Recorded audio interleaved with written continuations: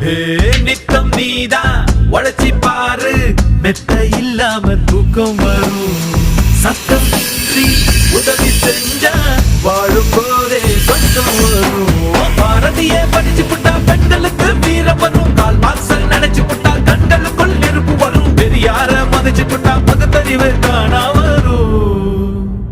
அம்மா அப்பாவை வணங்கி பாரு, எல்லாருக்கும் எல்லாம் வரும்.